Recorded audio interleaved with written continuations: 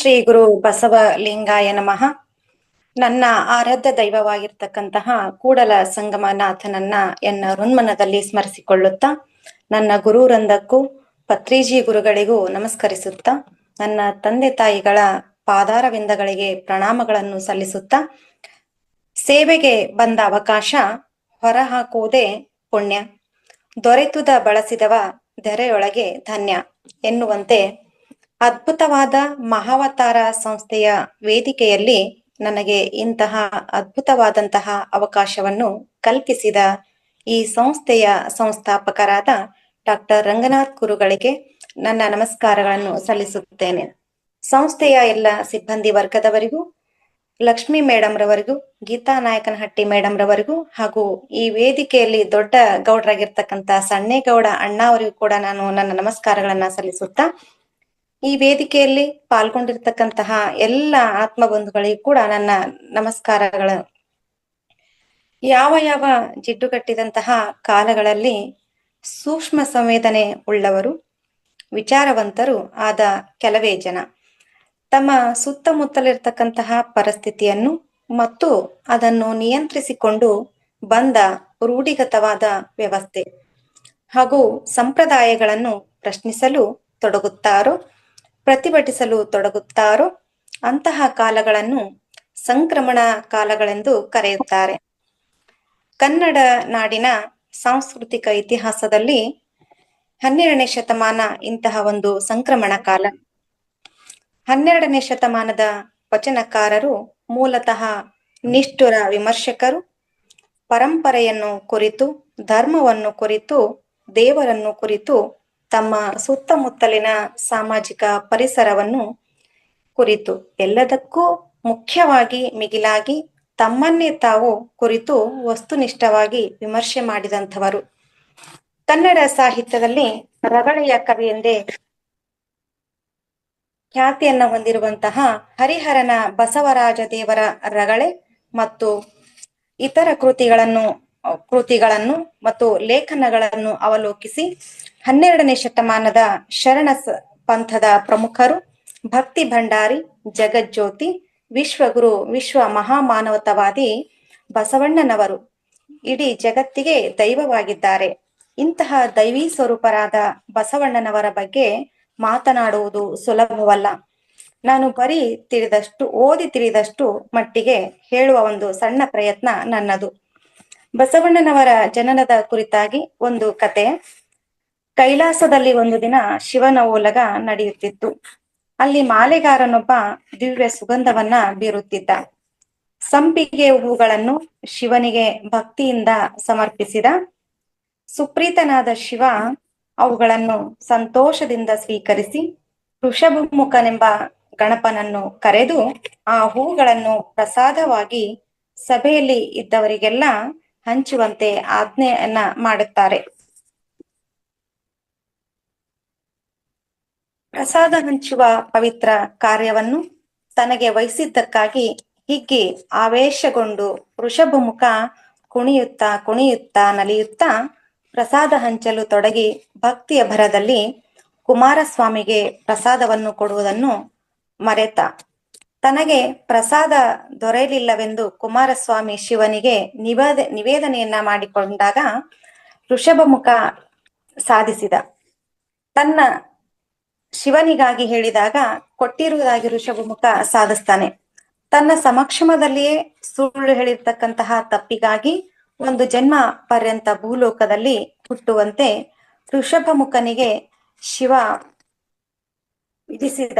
ಆ ಆದೇಶವನ್ನು ಕೇಳಿದ ಕೂಡಲೇ ಹೊರಗಿ ಕಳೆಗುಂದಿ ಋಷಭಮುಖ ಕಾಮ ಕ್ರೋಧಾದಿ ಅರಿಷಡ್ ವರ್ಗಗಳ ದುಬ್ಬರವಿರುವ ತಾಪತ್ರಯದ ಬೇಗೆ ಇರುವ ಹುಸಿ ಹಿಂಸೆ ಅನ್ಯಾಯಗಳು ತಾಂಡವವಾಡುತ್ತಿರುವ ಈ ಭೂಲೋಕದಲ್ಲಿ ಹುಟ್ಟಿ ನಿಮ್ಮಿಂದ ದೂರವಾಗಿರಲಾರೆ ಎಂದು ತನ್ನನ್ನು ಕ್ಷಮಿಸಿ ಎಂದು ಕೈಲಾಸದಲ್ಲೇ ಉಳಿಸಿಕೊಳ್ಳಬೇಕೆಂದು ಪರಿಪರಿಯಾಗಿ ಬೇಡಿಕೊಳ್ಳುತ್ತಾರೆ.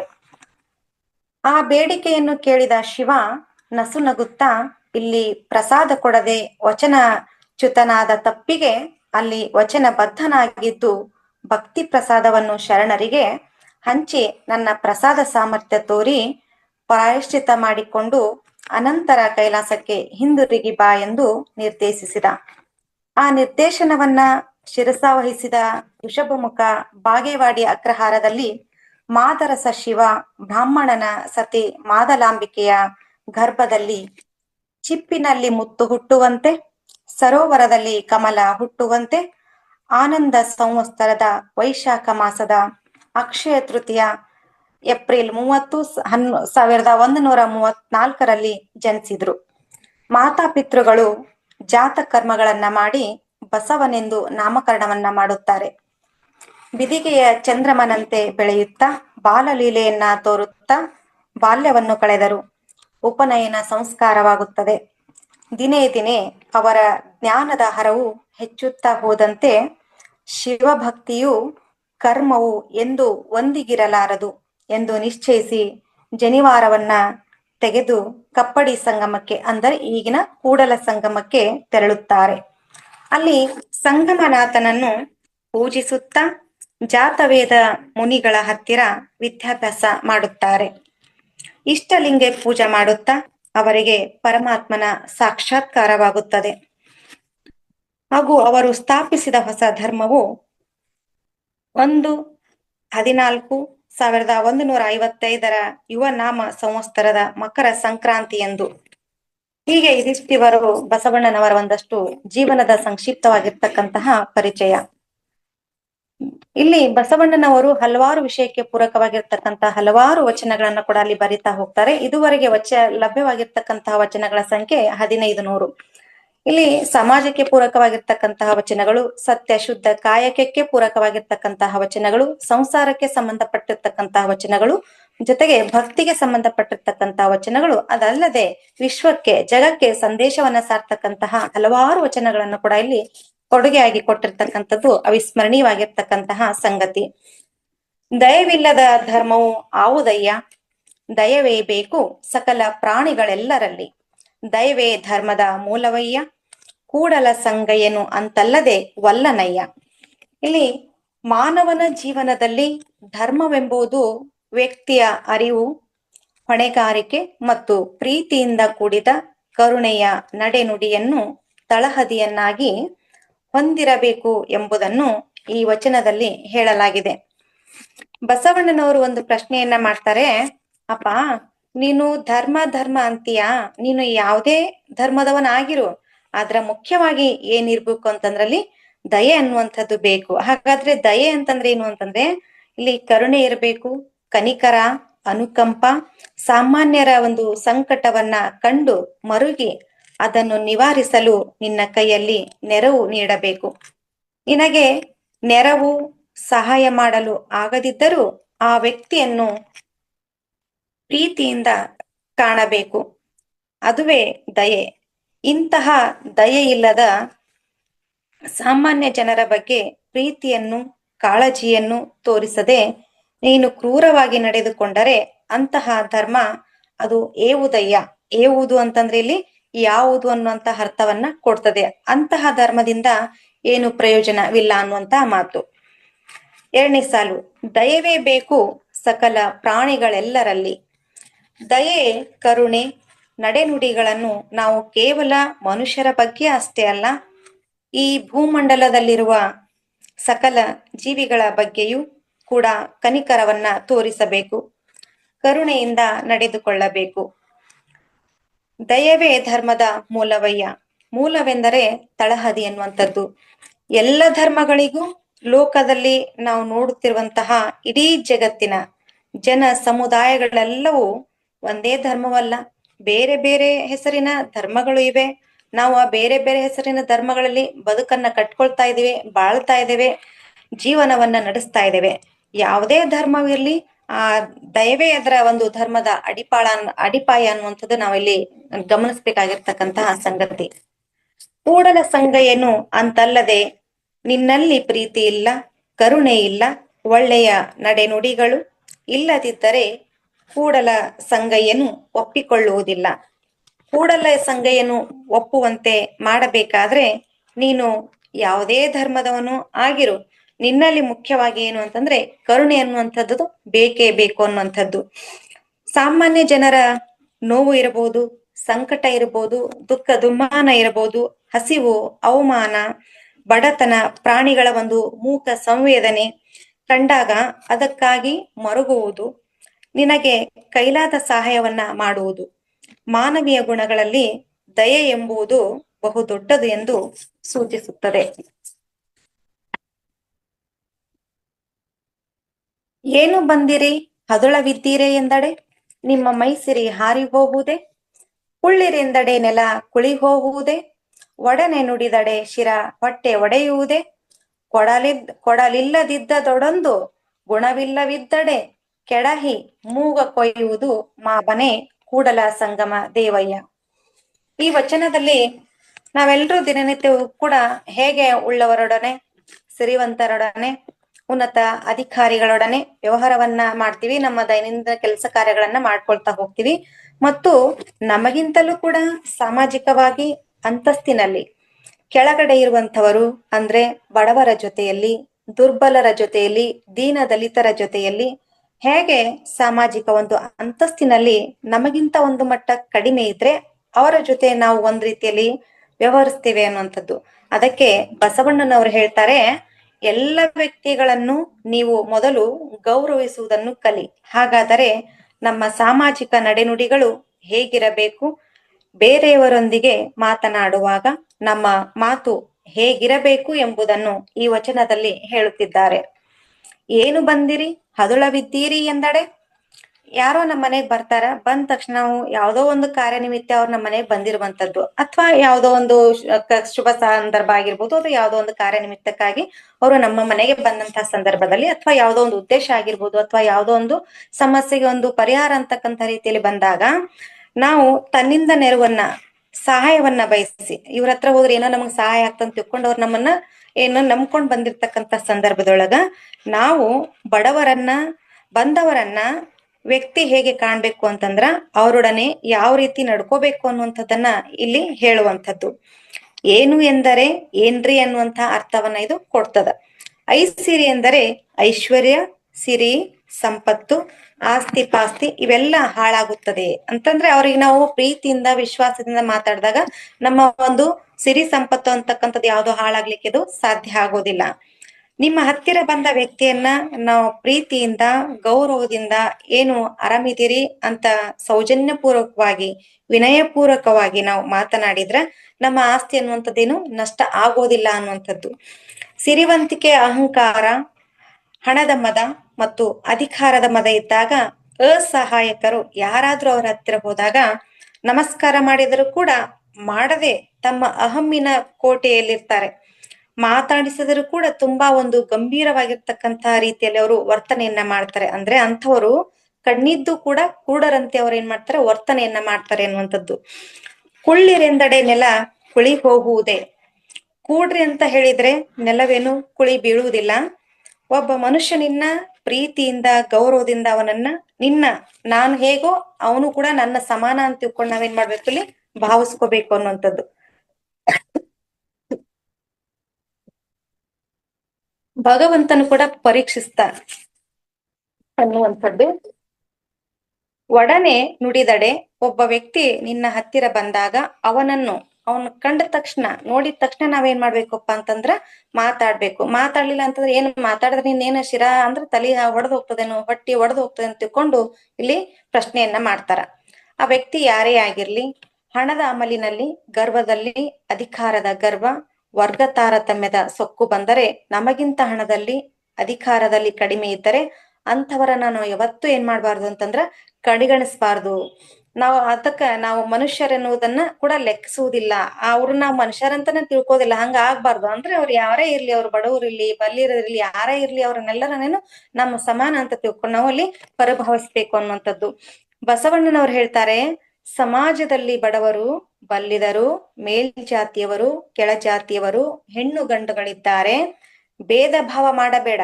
ಇವರು ಮೇಲ್ವರ್ಗದವರು ಅಥವಾ ಆ ವರ್ಗದವರು, ಈ ವರ್ಗದವರು, ಅಥವಾ ಗಂಡು ಹೆಣ್ಣು ಅಂತಕ್ಕಂಥ ಯಾವುದೇ ತಾರತಮ್ಯವನ್ನ ಮಾಡ್ಬೇಡ.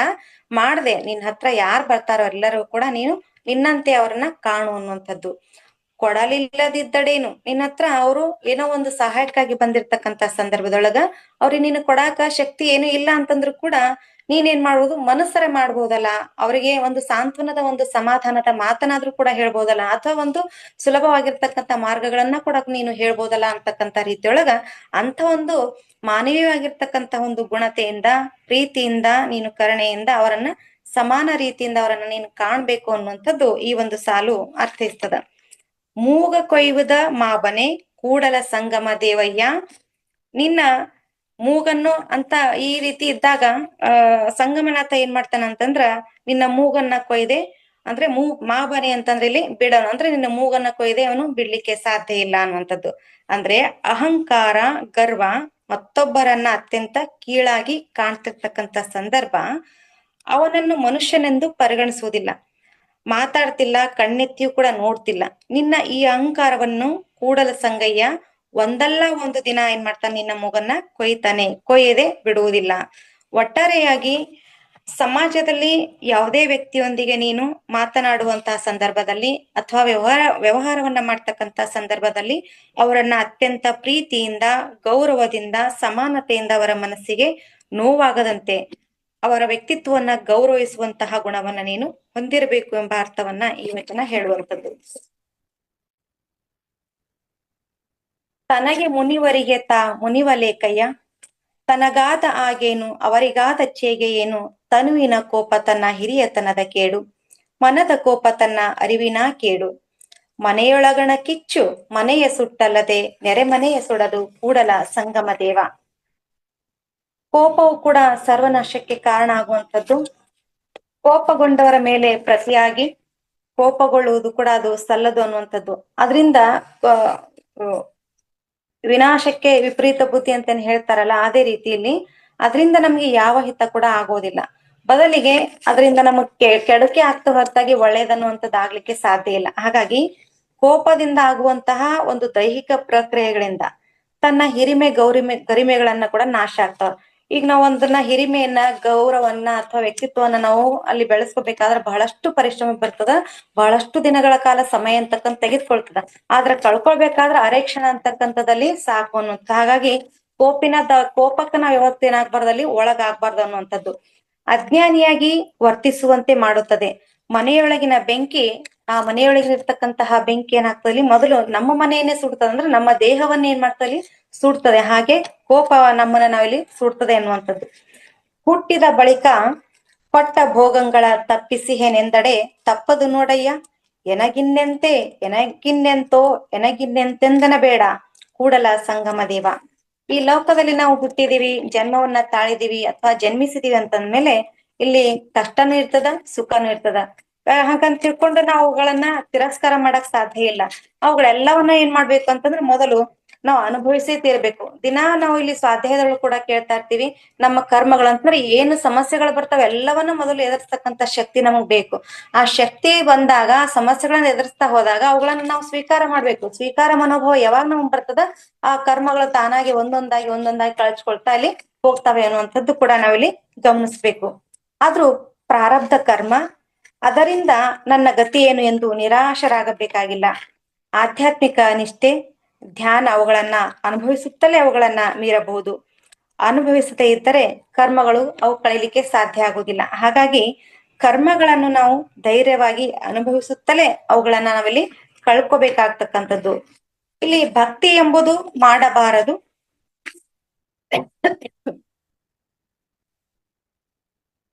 ಕರಗಸದಂತೆ ಹೋಗುತ್ತಾ ಕೊಯ್ಯುವುದು, ಬರುತ್ತಾ ಕೊಯ್ಯುವುದು, ಘಟಸರ್ಪನಲ್ಲಿ ಕೈದುಡಿ ಕಿದಡೆ ಹಿಡಿಯುವುದು ಮಾಬುದೆ ಕೂಡಲ ಸಂಗಮ ದೇವ.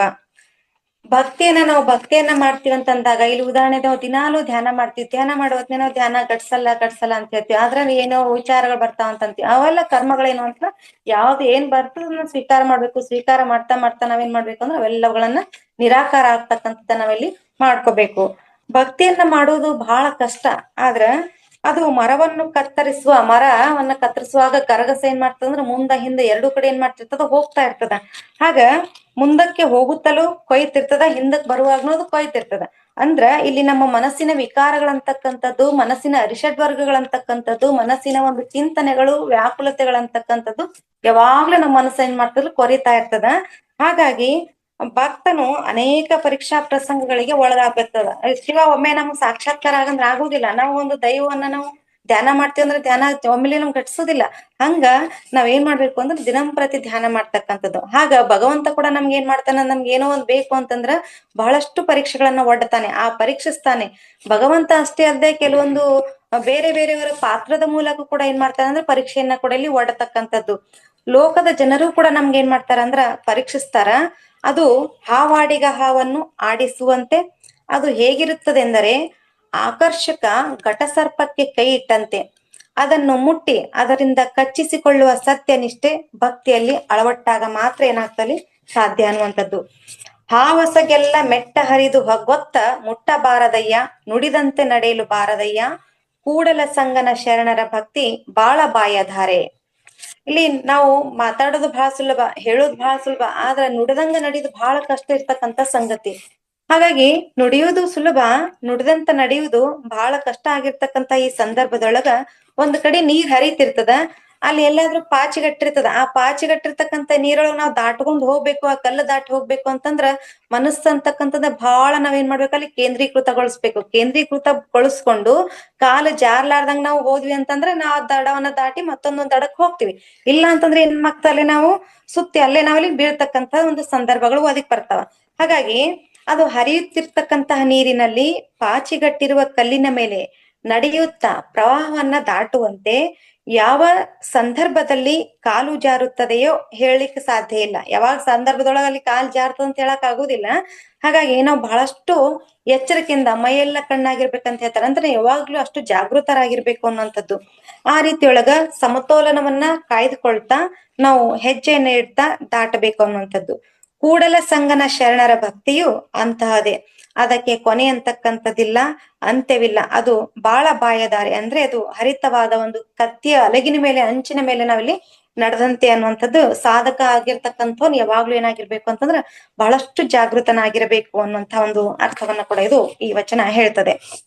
ಲೇಸೆನಿಸಿಕೊಂಡು 5 ದಿವಸ ಬದುಕಿದಡೇನು, ಲೇಸೆನಿಸಿಕೊಂಡು 4 ದಿವಸ ಬದುಕಿದಡೇನು, ಲೇಸೆನಿಸಿಕೊಂಡು 3 ದಿವಸ ಬದುಕಿದಡೇನು, ಲೇಸೆನಿಸಿಕೊಂಡು 2 ದಿವಸ ಬದುಕಿದಡೇನು. ಜೀವಿತಂ ಶಿವಭಕ್ತಾನಾಂ ವರಂ ಪಂಚದಿನಾನ ಚ ನಾಜಕಲ್ಪ ಸಹಸ್ರಾಣಿ ಭಕ್ತಿಹೀನಸ್ಯ ಶಾಂಕರಿ ಎಂಬುದಾಗಿ ಕೂಡಲ ಸಂಗನ ಶರಣರ ವಚನದಲ್ಲಿ ಲೇಸೆನಿಸಿಕೊಂಡು 1 ದಿವಸ ಬದುಕಿದಡೇನು. ಇಲ್ಲಿ ಬದುಕಿನ ಸಾರ್ಥಕತೆ ದೀರ್ಘಕಾಲ ಬಾಳುವುದರಲ್ಲಿ ಇಲ್ಲ, ಬದಲಿಗೆ ಏನು ಅಂತಂದ್ರೆ ಹೌದನ್ಸ್ಕೊಂಡು ಈ ಜಗತ್ತಿನಲ್ಲಿ, ಈ ಸಮಾಜದಲ್ಲಿ ನಾವು ಮನಿಗೆದ್ದು ಮಾರ್ಗೆದ್ದು ಅಂತ ಹೇಳ್ತಾರಲ್ಲ, ಹಂಗ ಲೇಸೆನಿಸಿಕೊಂಡು ಬಾಳುವುದರಲ್ಲಿದೆ. ಲೇಸೆನಿಸಿಕೊಂಡು 5 ದಿನ, 4 ದಿನ, 3 ದಿನ, 2 ದಿನ, ಕೊನೆಗೆ 1 ದಿನ ಬದುಕಿದರೂ ಸಾಕು. ಅಜಕಲ್ಪ ಸಹಸ್ರ ವರ್ಷ, 100 ವರ್ಷ ಬಾಳಿದ ಭಕ್ತಿಹೀನನ ಬಾಳ್ವೆಗಿಂತ ಶಿವಭಕ್ತಿಯುತವಾಗಿ 1 ದಿನ ಬಾಳಿದರೂ ಸಾಕು. ಗುರು, ಲಿಂಗ, ಜಂಗಮ ಈ 3 ಲೇಸು ಎಂದು ಮೆಚ್ಚಿ ನುಡಿಯುವ ಹಾಗೆ ಬಾಳಬೇಕು. ಅವರು ಮೆಚ್ಚಬೇಕಾದರೆ ನಾವು ಭಕ್ತಿ ನಿಷ್ಠೆ ಅಳವಟ್ಟಿರಬೇಕು, ಅಳವಡಿಸಿಕೊಂಡಿರಬೇಕು. ಇಂತಹ ಭಕ್ತಿಯೊಂದಿಗೆ 1 ದಿನ ಬದುಕಿದರೂ ಸಾಕು, ನಮ್ಮ ಜೀವನ ಸಾರ್ಥಕವಾಗುತ್ತದೆ ಎನ್ನುವುದು ಈ ಒಂದು ವಚನದ ಒಂದು ಸಾರ ಅಂತಕ್ಕಂಥದ್ದು. ಇದಿಷ್ಟು ನನ್ನ ಒಂದು ಸ್ವಾಧ್ಯಾಯವಾಗಿತ್ತು. ಅವಕಾಶವನ್ನ ಕೊಟ್ಟಿರ್ತಕ್ಕಂತಹ ತಮ್ಮೆಲ್ಲರಿಗೂ ಕೂಡ ಧನ್ಯವಾದಗಳು, ಮತ್ತು ನನ್ನ ಈ ಒಂದು ತೊದಲ್ ನುಡಿಯನ್ನ ಆಲಿಸಿರ್ತಕ್ಕಂತ ತಮ್ಮೆಲ್ಲರಿಗೂ ಕೂಡ ನನ್ನ ಅನಂತ ಧನ್ಯವಾದಗಳು. Thank you madam.